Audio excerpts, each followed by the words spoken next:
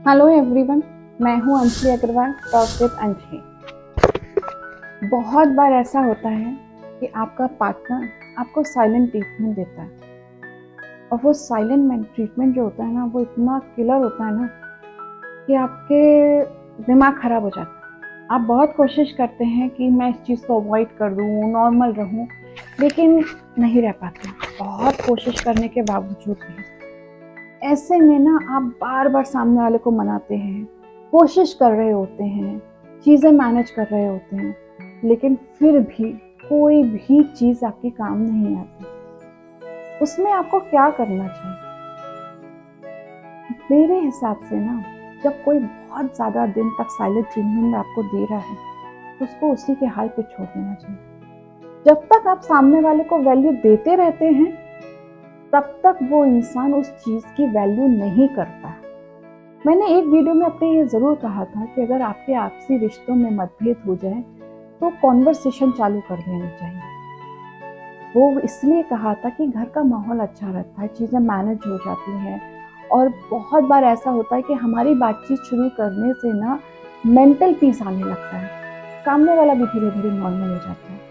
लेकिन इस वीडियो में ये बात मैं इसलिए बोल रही हूँ क्योंकि बहुत बार ऐसा होता है कि जब हमारे आर्ग्यूमेंट हो जाती है और सामने वाला बिल्कुल शांत उसमें चला जाता है, एकदम चुप, एकदम चुप।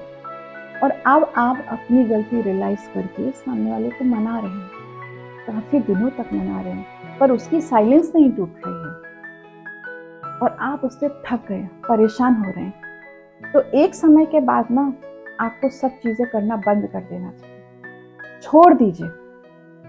अगर वो उनको समझना होगा तो वो अपने आप समझेंगे, क्योंकि जितना आप मनाने जाएंगे उतना ही उस चीज़ की वैल्यू खत्म होती चली जाएगी।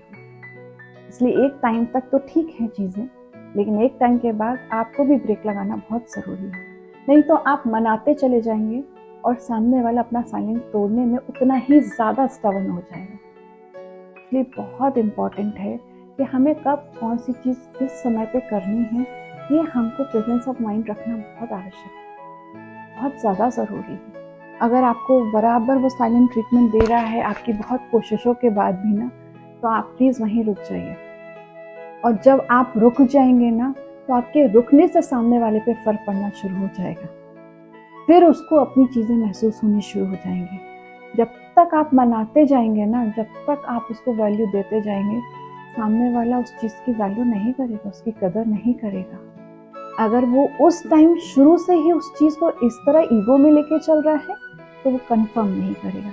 इसलिए जानना बहुत ज़रूरी है कि हमको कब कितना मनाना है, कब किसको कितनी वैल्यू देनी है, कितना उस समय उस चीज़ के लिए हमें टाइम इन्वेस्ट करना है।